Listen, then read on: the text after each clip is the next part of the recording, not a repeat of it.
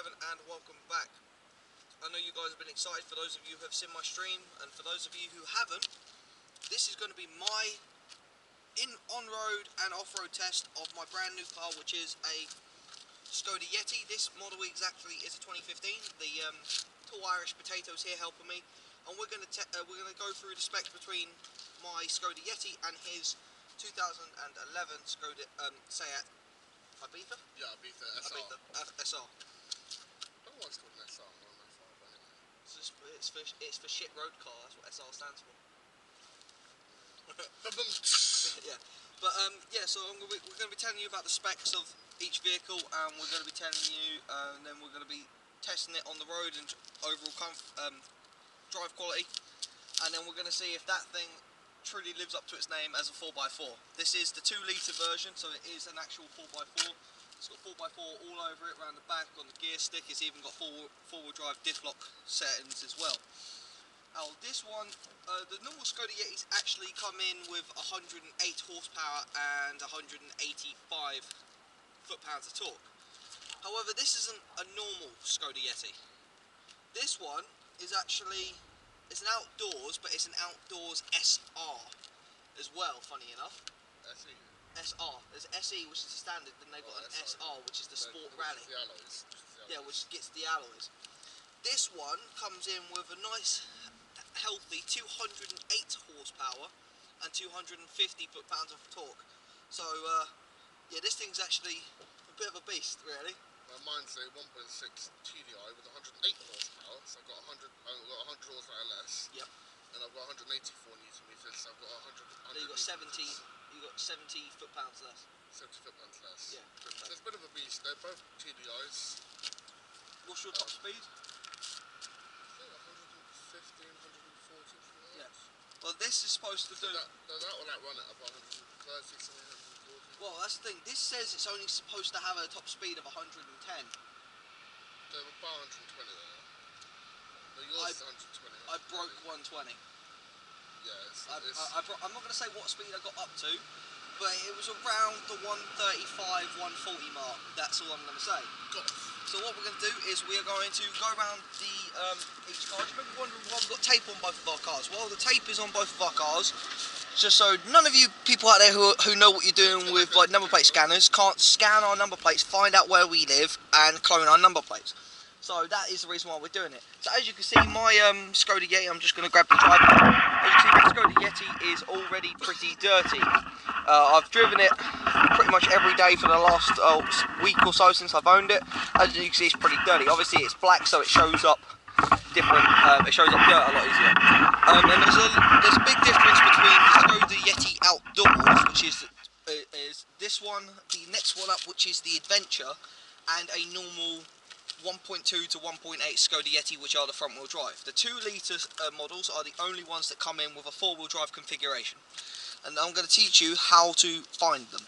The way you want to look at is, if you look at a normal car, so if you over there, you'll see the wheel clearance that's on the fender. If you look carefully, the wheel clearance is only probably, say, about 3 to 4 inches. My Yeti, it's closer to about 6 to 8 inches is wheel clearance. It also has about 14 inches of ground clearance as well. And with the Skoda Yeti Outdoors, was this what happened?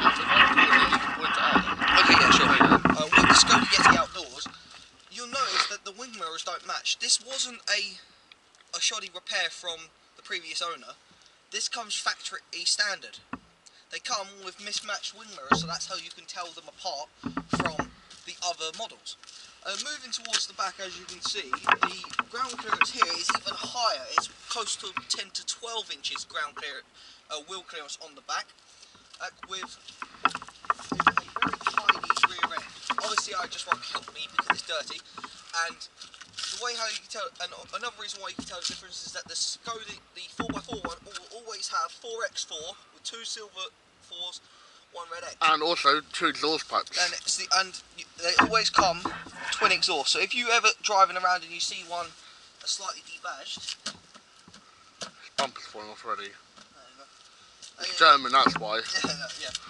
Well, technically it's Czech, because that's where Skoda originally comes from. from. But it's got a Volkswagen engine in it. Yes, but I'm saying they but no, they would check engines before Volkswagen took them on. No, but this has got a Volkswagen engine. Yeah, so this, probably a Touareg or a Touran. If you ever see a Skoda Yeti and it's debadged, these are the points of how to tell if it's a 4x4 or not. If it's a 4x4, it will have a twin exhaust. It will have the higher wheel clearances. The bottom of it will be a lot higher from the ground, and the wing mirrors will be mismatched. So moving towards the interior, we're going to start with the boot capacity. When the back seats should we do my car quickly? Well, no, do mine because we're talking about mine, not about yours. With the boot capacity, with the back seats up, the boot has an astounding 420 litre boot capacity. When you fold these back seats down, and as you can see, the middle seat becomes a cup holder / armrest. When you fold all three seats of these down, all three of these seats down, and they go into the footwell inside, the boot capacity triples from 420 litres all the way up to 1,500 litres. So you'll have 1.5 tonne capacity inside. You may be That's my towing weights. Huh? That's my towing weights. Yeah. You may be wondering speaking of towing weights, you may be wondering what the towing weight of this vehicle is if you're going to use one for towing. There you go. Yeah, there you go. Yeah, there you go. The towing weight of this particular variant is 2.1 to 2.5 tonnes. But you'll be noticing there is no factory fitted tow ball. Well, that came as an optional standard on the outdoors. The next model up is the Adventure, and James, if you come to in my one, I have a cloth interior with two-tone black and red. These seats are insanely comfortable. They are probably the best riding seats I have ever driven. They come with this very nice slender interior, a nice little rocker switch for the windows, and speakers in the little door parts of the windows. These speakers are actually exceptionally strong, even though they are very small, and it has one of the best state-of-the-art surround systems ever.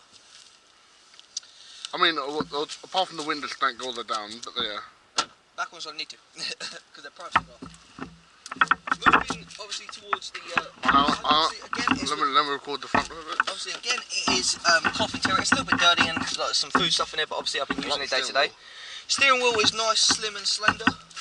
It is very sleek. It has a fully Bluetooth radio system. Oops, sorry. It does. Hang on, let me go around this side quickly. You stay that side, I'll stay this side. Sorry, I'm just going to come around this side. There we go. Yeah. Now we can see. The full radio system is touchscreen Bluetooth with multiple different variants and controls with a dual aircon system. Which, for those of you who don't know what that means, basically, if I'm driving along and I'm feeling a bit chilly, I can turn this dial and bring up my heat.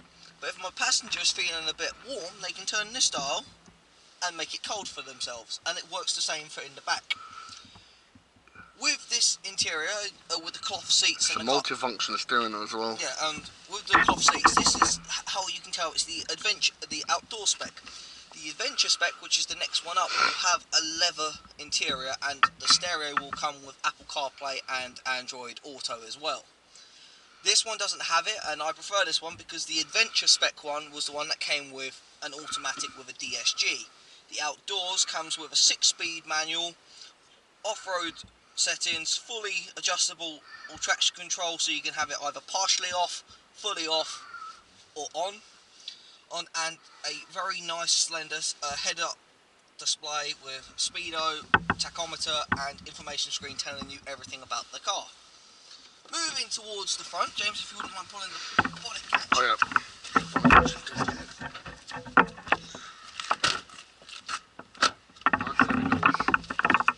The doors don't need much in the way of pushing. I just didn't go for it. You see the hub of which is a very beautiful 4-cylinder 2-litre diesel. It is originally a Czech engine that was taken apart and rebuilt by Volkswagen, so it has Volkswagen's renowned build quality and reliability. I know, well, okay, not necessarily reliability, but build quality. I personally don't really like German engines because I know they can be a pain in the arse to work on. Speak for this one here. This one's also got a blooming Volkswagen engine. Yeah, But oh no, it's Volkswagen. They're both Volkswagen. yeah. That's weird. Yours is a Polo. Mine's a Golf. No, the Leon's a Golf. No, mine's got a Golf engine. The Polos and Golf It's have the based. same engines. My car's based on a blooming Polo, but it's got a Golf engine.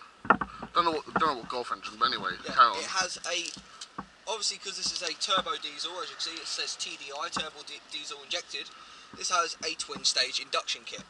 You have the main air induction system here, which then pulls air into the engine where it needs to go, and then you have the secondary induction system here, which pulls cold air from the intercooler in the front all the way around to the whopping great big turbo that's at the back. The turbo there, I believe it's down the back there where you see the lambda sensor on it. I believe the turbo on this is like a T30, T40, something like that. So quite a strong turbo, and yeah. If only it was a PD 130. Oh. Yeah, if that was PD 130, then this thing will do like 190. But yeah, so it's all very well built. It has obviously things. It has rear parking sensors. Doesn't have them on the front, but doesn't need them on the front. It would be full spec if it had. Yeah, the Adventure has them on. Morning. If you care to bring the camera here and look down onto the grille, you'll see there's something that looks like a beam across the front. If you look straight down, this beam down here, as you can see, it's in the grille. It might not be that easy to see. That there is the crumple zone beam. If you hit that head on, the crumple zone beam is behind this, by the way. Yeah, behind. Literally sits right there. If you was to hit this head on, it has one of the best head-on impact systems going, as well as side airbags for driver and passenger, and full rear side airbags for rear passengers as well.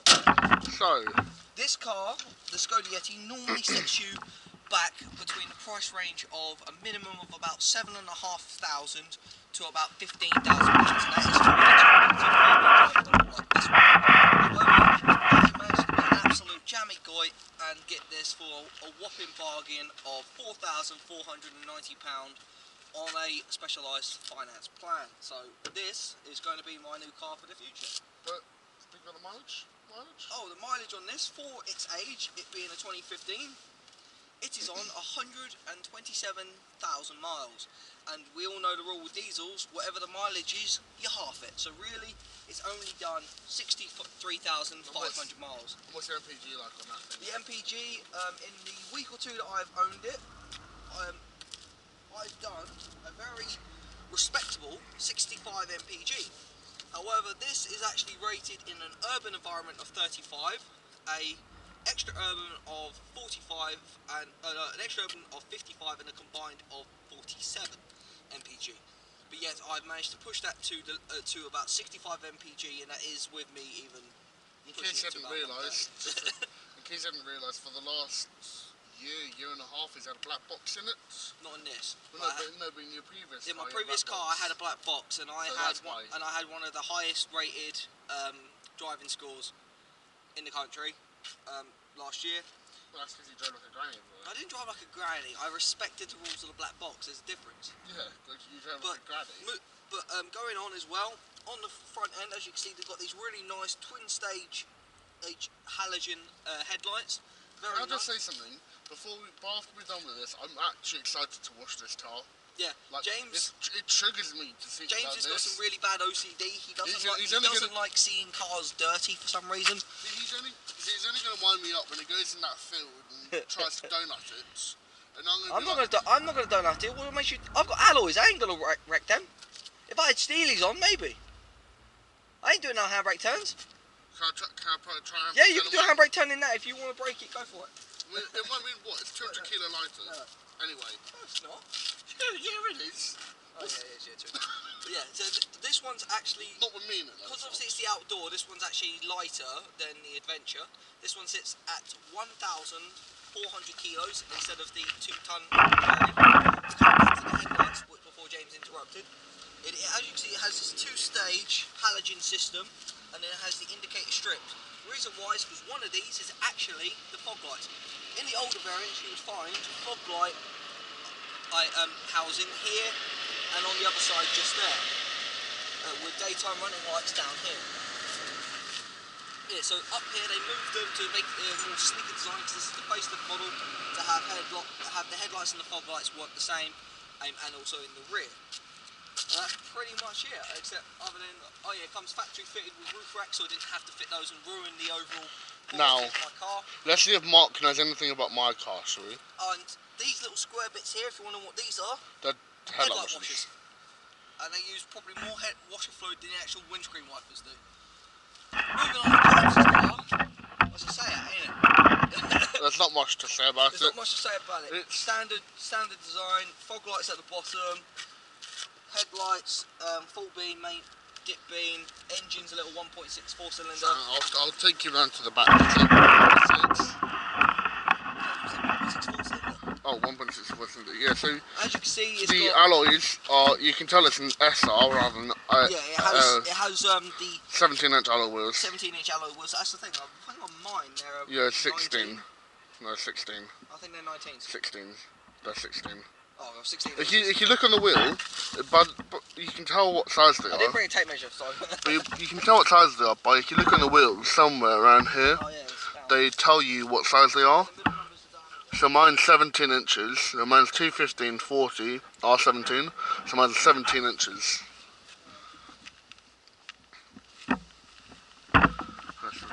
Mine's 17. 17 as well? 225/50 R17. Yeah, so yours is 17 and 17. Yeah. So on the wheels, sometimes, on the wheels, sometimes, so I'll go on this side. So on the wheels, so you've got number there, you've got 215/40 R17 8711 87W. That number there is the tyre size. Because for those of you who don't understand how to read tyres, the first number is the width across, the 40 is the tread type, and the R17 is the diameter of the rim. And then the 87WXL, that is the speed measurement on it. So mine have also got privacy glass. Yeah, I'll hold this if you want to know yours. So mine's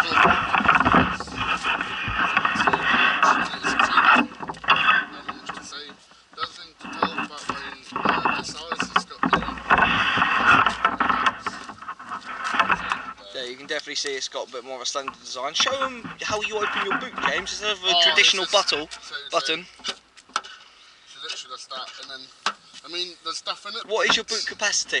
About 200 litres, isn't it? Oh, less than that, like 100. It's half what his is. Mine's 420. Mine's 200 something. As you can see, it's 5 wide. Yeah.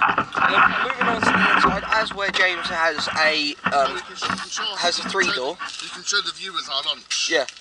Oh yeah, well obviously that's our lunch. As where James has a 3-door variant, I'll just stop closing those vents. He has to do the conventional, pull the seat forward, slide it, and then someone clambers into the back. And your seat's nearly clean back there. It looks like someone's wet themselves. Oh, actually, you can sit in the driver's seat and tell them all about. Oh yeah, I'll do that, yeah. So, he's going to do it now. No, I need to get the door open. Bastard. Sorry, can't say that one. Come on then. Right, moving into the Seat, which is a lot harder to get in than my beautiful Skoda. The Seat comes with a semi-touch screen. Do you know that's aftermarket, right? You know, yeah, so this isn't the factory spec. As you can tell, sorry by all the wires down here, it is loaded with wires. It's like a ticking time bomb car. Yeah. So basically, the actual air controls down here, those are standard. However, this was fitted with a new carbon fibre fascia. You start my car quickly. You can see it. Don't need to clutch down. Yeah, no. There you go.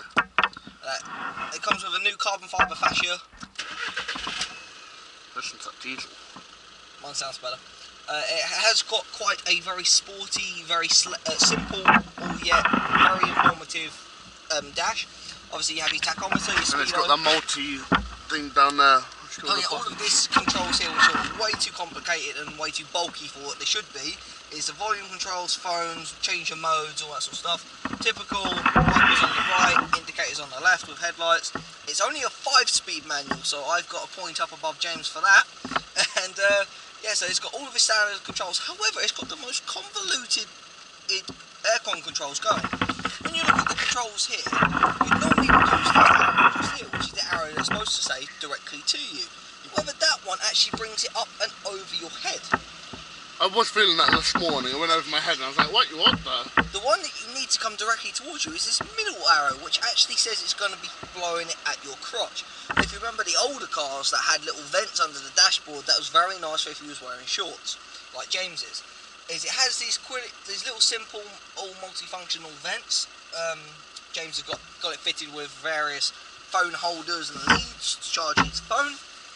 It's got basic standard passenger airbag off. It's got a heated windscreen on the rear.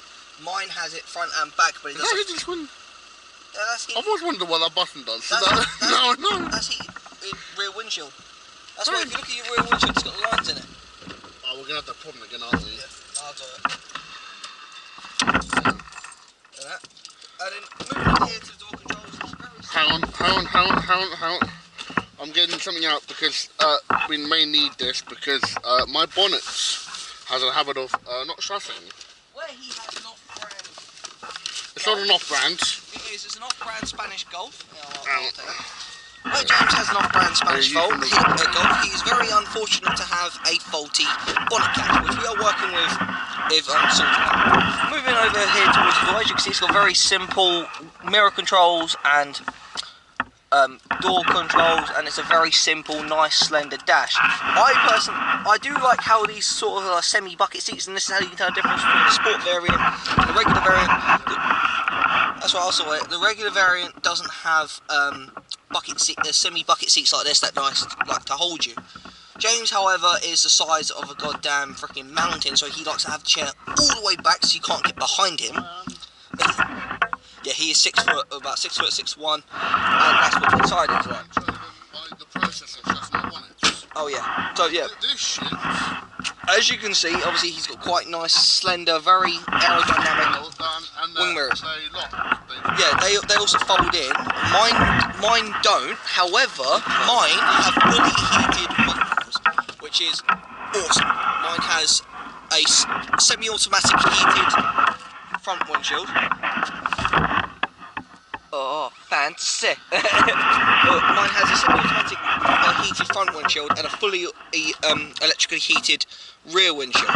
My mirrors are fully electric controlled, and they are heated as well, and they are beautiful. As you can see, looking at my vents, Skoda went for a more traditional style and went for the square vents with the little open fan wheels. Much more slender design and much better.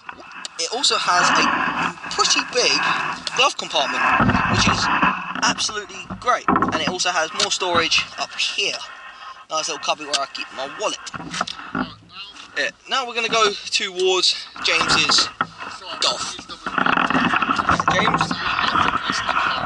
When James took it for a service and that at an unknown service station, which we will not be mentioning the name just because we don't want them to sue us, they ridiculously over-greased the bonnet catch here, which now causes the grease to actually freeze and stops it from similar layout to my Skoda. James has a 4-cylinder TDI Volkswagen engine, but he only has a single-stage air induction kit. It pulls air into this air box, and then that goes into the turbo. He also has a similar sized intercooler, and unlike James's car, mine uses super synthetic 5W30 engine oil, which you can't put that sort of engine oil in James's car. There's a horse behind you. That's only thought. You can't put that sort of engine oil in James's car because it will actually kill the engine. My engine needs it because it's a lot more torquey, low-end engine. Hang on, let me that box. That box is a soundbar for my car. Yeah? Yeah. This is gonna be fun, guys. I'll wait for the horse to move. I've got no idea what this is. That's your connector system for your battery. Obviously, because this side here is your negative, that side's your positive. Most things are drawn off of the positive, so these are all the connectors that go onto there. You unclip it there, you unbolt it there, and it comes off the positive side of the terminal. So that's why your car has a stop-start. The headlight, not the It's got one. Your car has a stop-start system, doesn't it? No, it's diesel.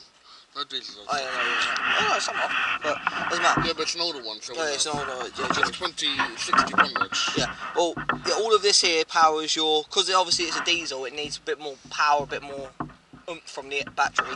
So all of that draws the power in to start it. Because unlike people don't realise is, hey, guys, first go. Yay. People don't realise is unlike a petrol or petroleum spirit engine, diesels don't rely on combustion, they rely on compression. So with a petrol engine, when it's running, if you want to turn it off, you turn the key off, and then or hit the stop button, and that then will shut off the electric spark to the spark plugs. However, in a diesel vehicle like what ours are here, when you turn the key and that, you actually shut off the fuel sender unit or the fuel distributor from pulling fuel from the tank and putting it into the engine, because where diesels rely on compression, they don't need spark plugs. Yep, okay, James is going to climb into the back of my Yeti. Yeah, he's 6 foot.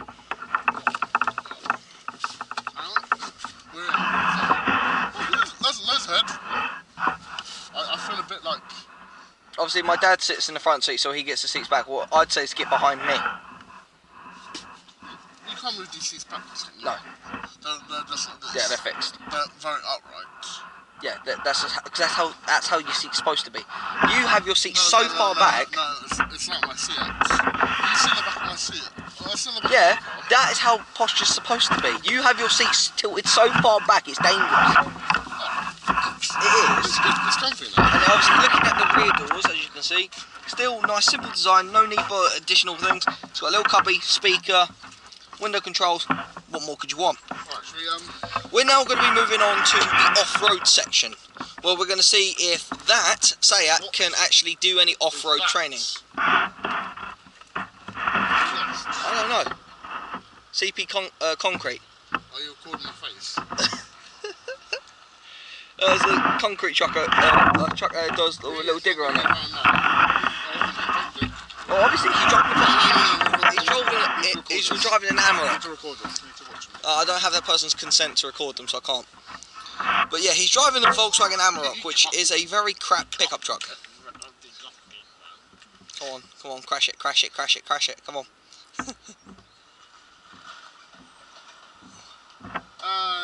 There we go. And the best thing about obviously me having this Skoda is, okay, they are exceptionally rare to buy, but there are.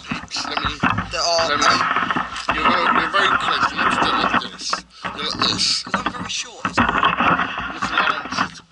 Little personality. But where this car is actually, it was bought out and made by Volkswagen now, there is an entire arsenal of spare parts to get for it, which is the best part for it, because it means now if I do have any problems, I can either find a 1.2 variant, because the parts will all be very much the same, and I can just swap it out and get the part I need, or bite that call and phone the dealership, the manufacturers, and pay a premium price to get a new part. How are you going to record this and go in the field? Because I need to follow you, don't I? We're going to set the camera up. In the So car. we'll see you guys in the off-road section very shortly. So I'm going to try and get into the field. Whoopsie, I need to get through the gates. Don't crash, James. It's a bad time to crash now.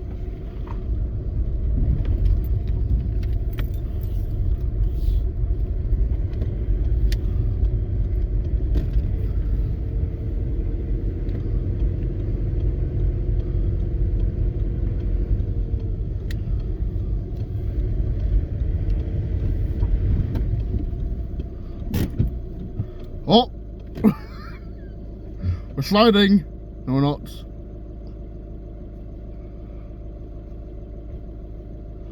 Sheesh.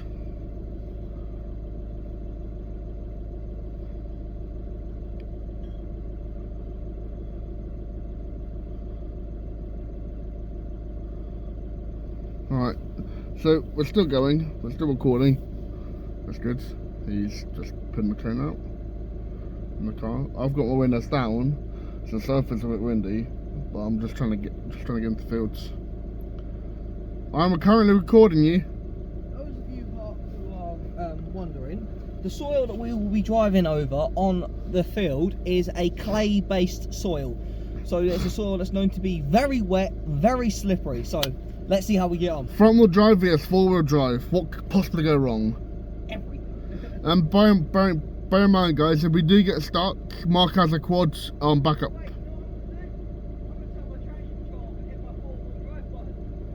Fuck off. Sorry.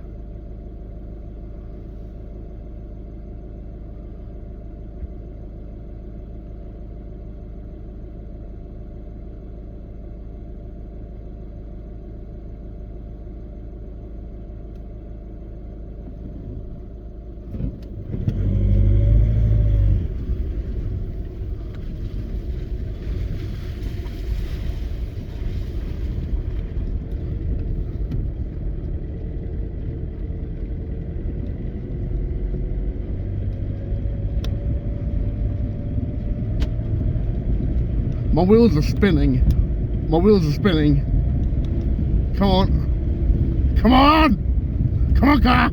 Come on! Come on! We go sideways! We go sideways! No, we're going that way, this way, this way, this way. Come on! Come on! Come on! Come on! Come on!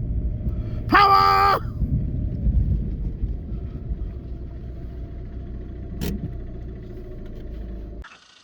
Right guys, I am aware you saw James's attempt getting up here and he was screaming and his car was just spinning and trying to go sideways. However, the Yeti, I decided I was going to put my foot down and didn't even turn the traction control off or even hit the off-road settings. It just came up the field as it is. Don't worry, there will be a video of that. Yeah, I have recorded it. James, I will be adding in that bit of the video of him trying to come up the field. So now what we're going to do is we're going to do it from a third-person perspective. The camera is going to be situated here next to James's car.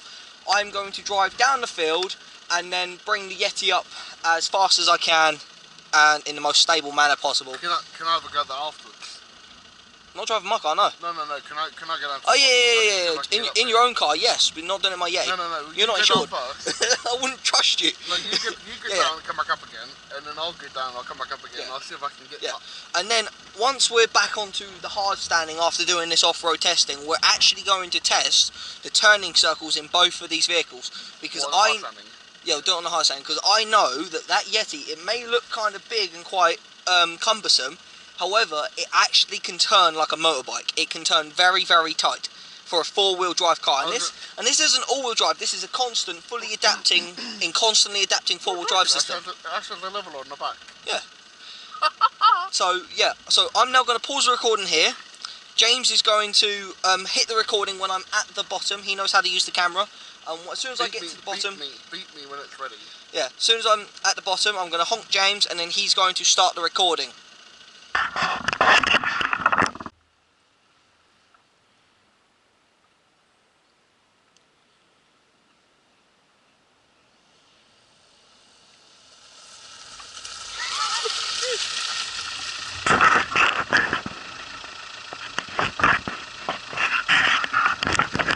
Alright guys, well as you can see that was a perfect success for the Yeti. I had a little bit of a squirrely moment at the very beginning, but obviously that's where it's the wettest the most. But it spanned for about a millisecond and then gripped. And the Yeti basically pulled all the way up here. I even managed to change up to third gear and it done it perfectly fine. Now this is James's turn. James is going to go down, he's going to do the same sort of line as I did, and we're going to see if he gets stuck or not. And here he comes. You can hear the engine. Oh no. His wheel's just spinning. His wheels are just spinning. He's gonna freaking bog himself down.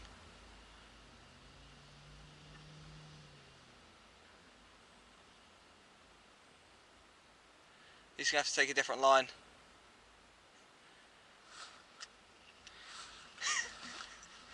This is very, very interesting. I think he's actually going to return it back to the hard standing. We did say we had. Oh no, maybe not. We did have it in. We do have it in a contingency that if it does start getting stuck, for him to take it back to the original hard pad. Don't gun the throttle. Do it gently. There you go. It's because he's trying to get up here as fast as I did. Here he comes, wiggling back and forth. Don't gun the throttle! Get off the throttle! No!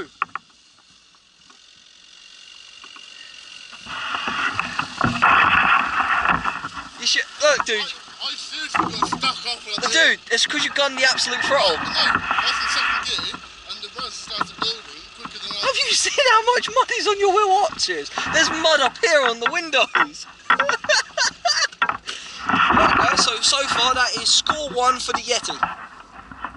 Super successful. I had a minor little bit of wheel spin, according to James. It didn't feel like it from when I was inside.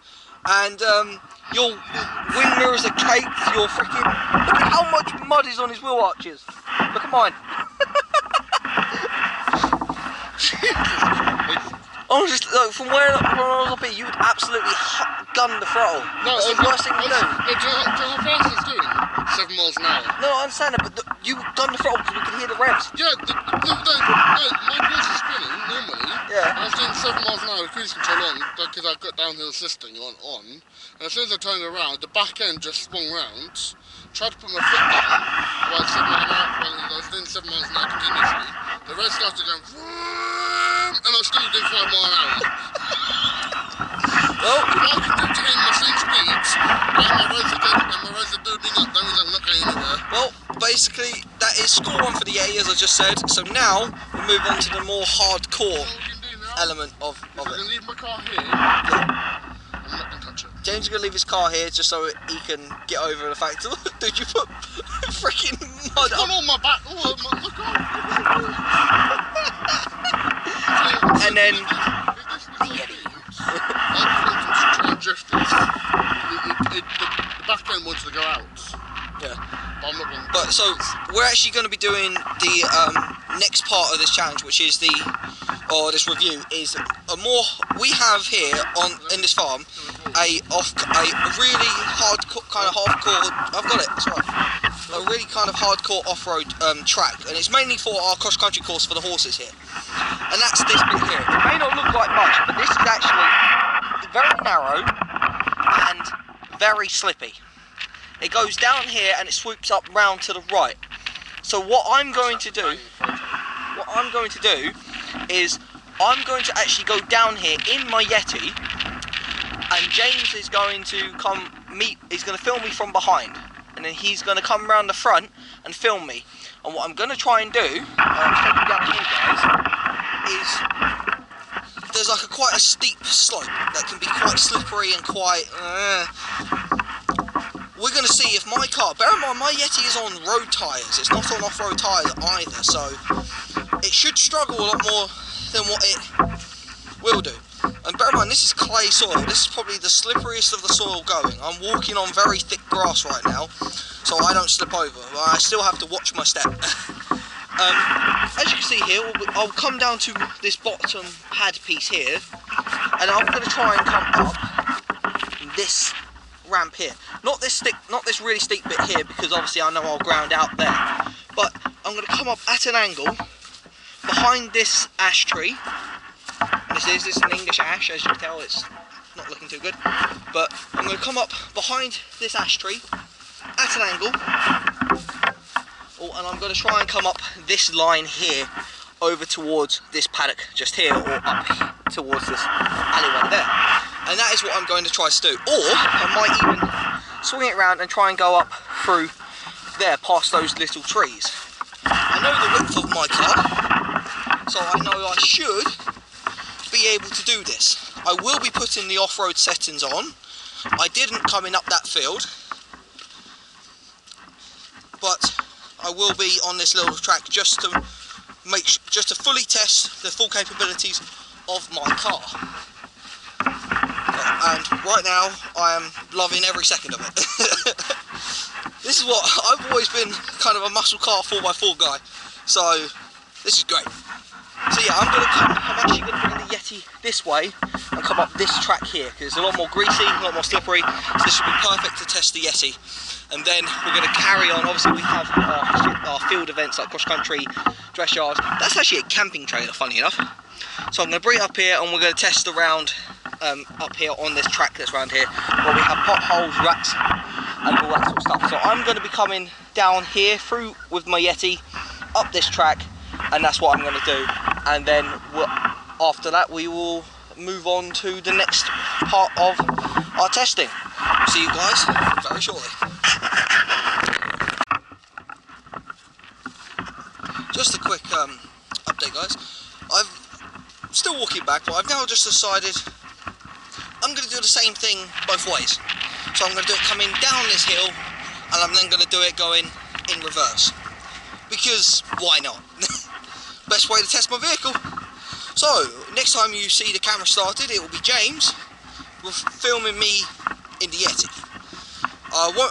Sadly, I don't have a second camera, nor do I have a mount, so I can't film the inside of the Yeti whilst doing this, but we can find a way of doing it.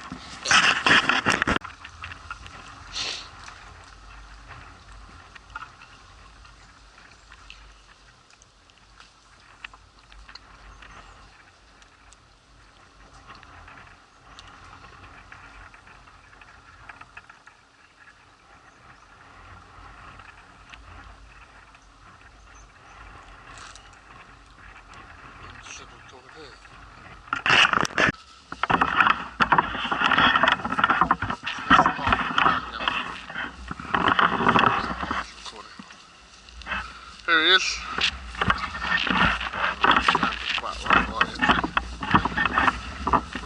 He's coming. He's coming.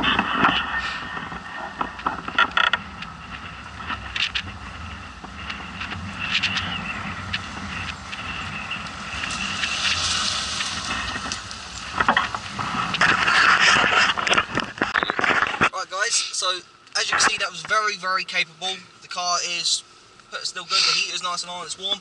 I'm now going to do the same track again, but this time you're going to see it from the inside perspective. So James is currently sat in the passenger seat.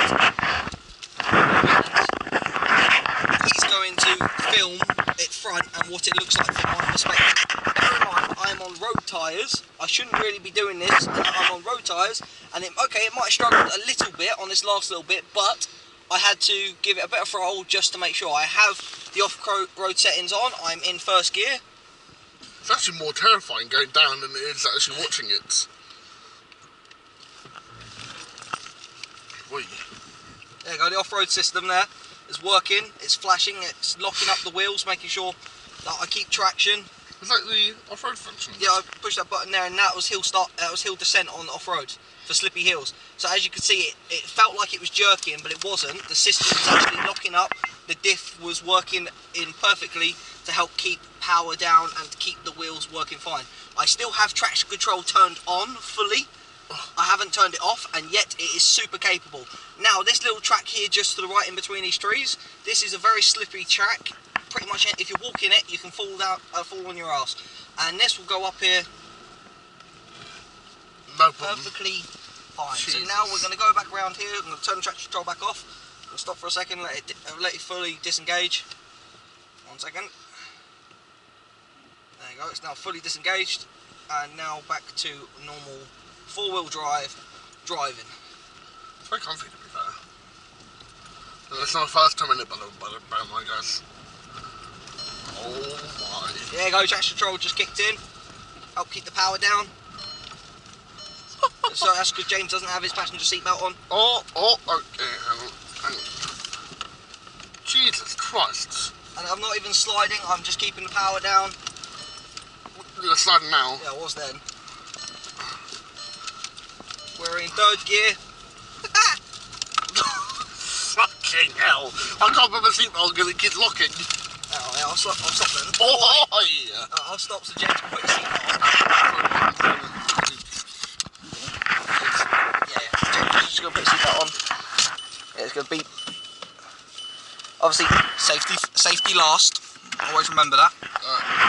Especially in redneck conditions. So, James, what do you think of the ride quality so far? And this is off-road. It's comfy. I like it on the front. It's comfy in here than it is in there. Bear in mind, we were doing that in that field there in 3rd gear. You can't do that in most cars. What's this? So basically we've got cross country. These are our cross country jumps and a little tour at the same time. Oi! Now go down here. Go to the right. I'm going to the left. No, right. I'm going left because this bit is a bit rough. Oi! Fucking hell. Yeah, so this is our little track that we have around our fields. We use this for mowing and also inspection of horses. And we can also use this for when we do deliver water runs. This is I'm sorry, but having this is a water run. So I'm sorry, but this is a water run car. Yeah, it'll be awesome. This farm, this is Toucham Farm of West Farley. This is belongs to a charity, Team Toucham Charitable Trust. They are the charity I am affiliated the most with. If those people changed my life, and if it wasn't for them, I wouldn't be here right now. Just to let you know, we do have permission to do this. Yep. I spoke to the farm manager, and as soon as he saw my car, he said you can test it however you want. So, whee! That was sideways. Yeah. I'm still in second gear. I haven't changed. Oh, you're going sideways again. Yeah, I know. I'm doing it deliberately. Whee! That was fun. Right, so now we're going to the... Oh my! There you go, traction control, and there's power. And that's the thing, I haven't changed anything. All the fences me and Bryn did with the quad. Me and you nearly sat on the quad and nearly took over. Me, you and Jay, and me, you and Mark. That's it. Right, so this track here ahead of us is a little bit narrow, so we're going to just take it nice and gingerly. But the car should be perfectly fine. Worst case scenario is all we have to do is fold in the wing mirrors. It's going to get a couple of little scratches, but that's what a 4x4 is made for. It's not made to be perfect and pristine. It's made to get muddy, scratched up, and used as a work tool. And that's what it's made for. And as you can see, we're working perfectly fine. We've got a couple of our jumps, and I will have to turn around. Obviously, there's no way of getting out either side because we have a cross-country jump there that blocks the road, and cross-country jump up that way, which blocks the track. So I'll just have to turn around and I can go down this middle section. And this is where I'm going to show you the Yeti's party piece, its turning circle.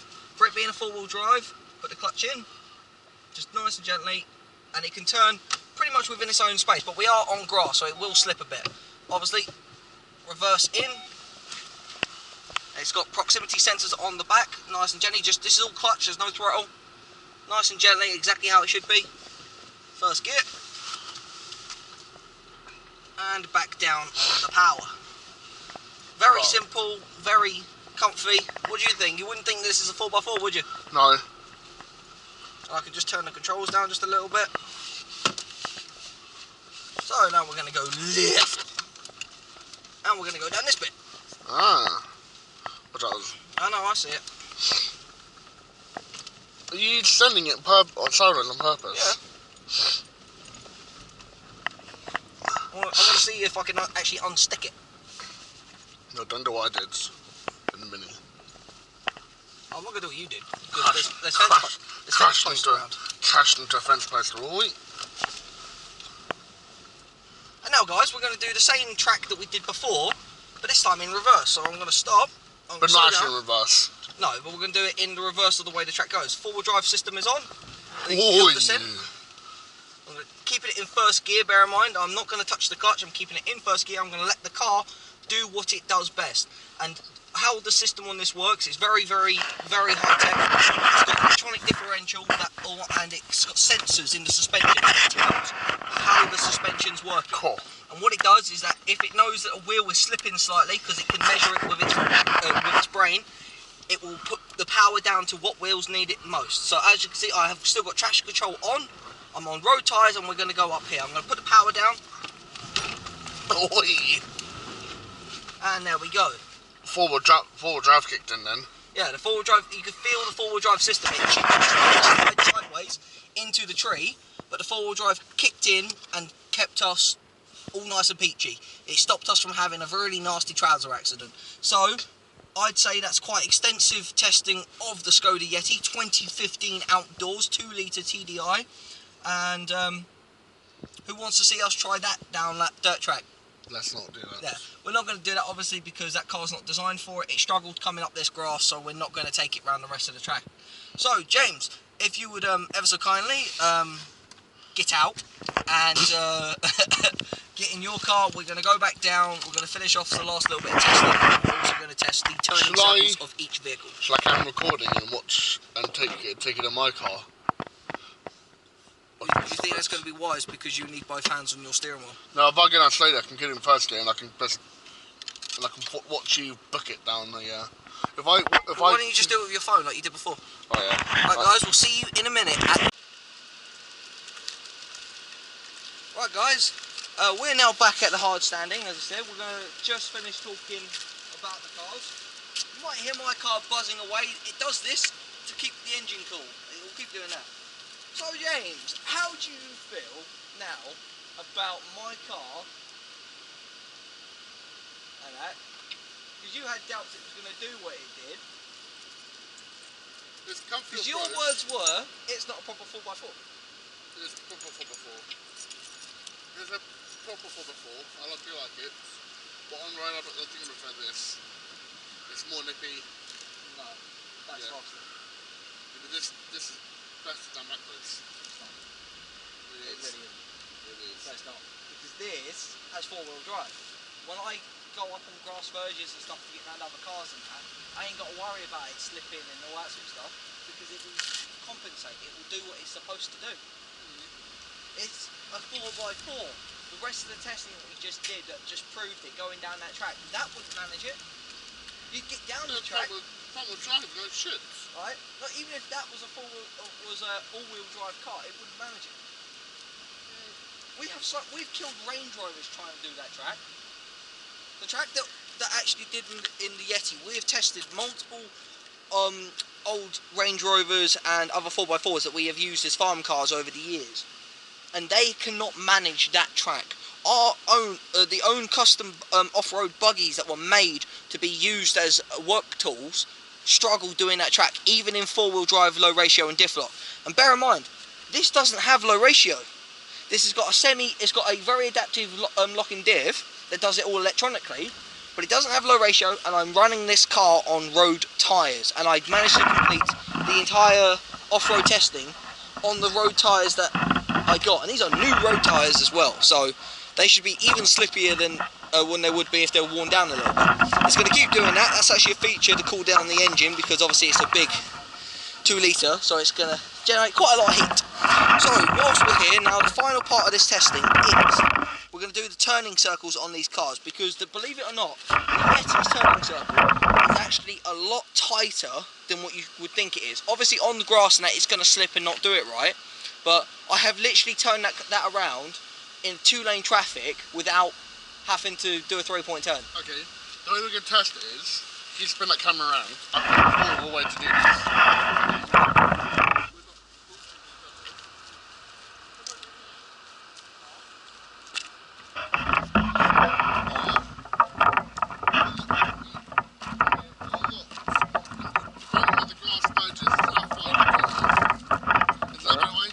Yeah, because you don't ever do full lock on stationary wheels. When you come round and you're already full locked. Yeah. So if you come round and you're already full locked here, you then full lock, and then that's how far you can get round in. So if you can get round before that grass verge, which that little bit there is. Yeah, in the middle. And if I can't, then you got to turn it. Okay. Right guys, so what I'm going to do is I'm going to put the camera up over here. Yeah, James isn't going to fiddle with it. I'm going to put the camera here so it's out of the way. I'm going to hop on the Yeti and then I'm going to test its turning circle, and then we're going to see which car has a better turning circle. As you can see, we've got these two. Yeah, because you'll hit it and end up breaking my camera. Yeah, so as you can see, we've got these like little grassy weed pieces that stick out from all this hard standing pad. So I'm going to go to the furthest one closest to the grass verge. I'm going to turn, and whoever can do the tightest turning circle basically has got the better car. Actually, we should get a... No, we've already started it. No, we should get something to put it down so it's how far you've got round. Oh, God, maybe stick off the hedge then. Lock itself. It does that. Yeah, mine does that as well.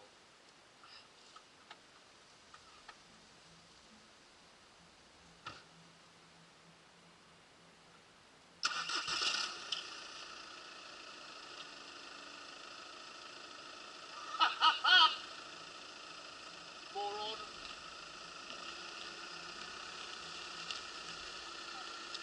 Huh?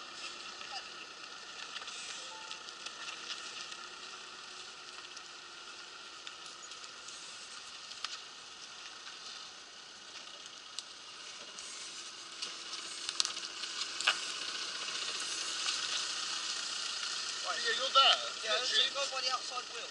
Yeah, you're literally there. But that marking's literally here. Okay, right, so that there, you want to beat that, so it's that far back.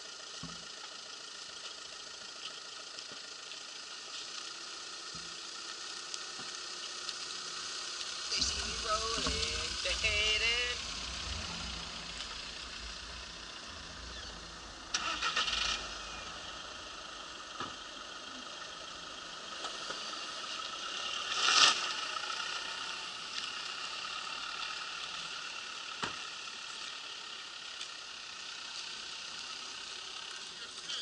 Yeah, from there.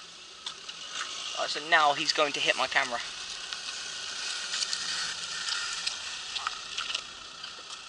Mine's better by an inch. Yeah, exactly, by an inch. Doesn't It still counts. It still don't really shit. I've got a better turning circle in a four-wheel drive car than a front-wheel drive little town Seat Ibiza. My four-wheel drive car has a better turning circle, regardless if it's an inch, regardless if it's a centimetre or a millimetre, it's a better turning circle. I didn't go up on the grass verge. No, but you near it. Oh, I was as close to it as you was. Really? Yeah. About an inch? Yeah, it's an inch difference. Okay, so should we say the same? No. No, give or take, because I was on the grass verge and you were up against the grass verge. So Okay.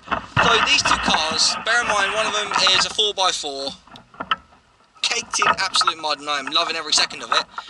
Is yeah, it triggers him. It triggers you when you see my car dirty, don't it? Yeah, it does. Because it gets it, it No, it's not. They're a 4x4. No 4x4 is supposed to be clean.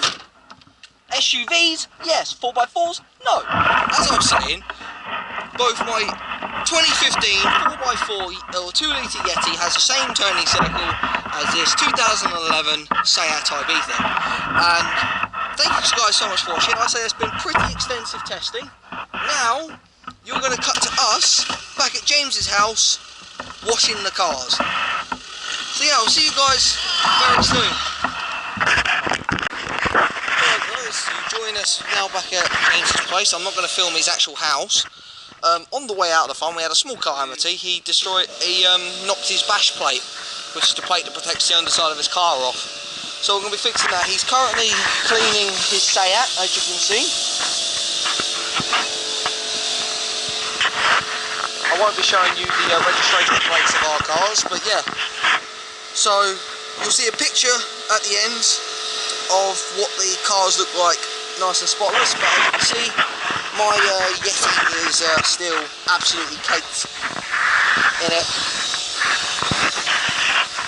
He's doing that side there first. He's going to wash off the bulk of it, and then he's going to... Honestly, after doing the testing and with the Yeti, we've got a small clip of it. I went and tested it on probably the most difficult hill on that farm to go up. And I've never gone up it in a more capable car, I can tell you that right now. The Yeti went up that hill and down that hill very easily. I put the off-road hill descent on it, and I could feel it all lock up how it should do and engage, and it just done a really good job, and I'm really happy with it. I couldn't ask for a better car really. But I hope you guys have enjoyed, and because I definitely have enjoyed making this, and I will see you guys next time. I've just stepped inside, and obviously I'm just about to eat some lunch. But yeah, I hope you guys have enjoyed watching. It's been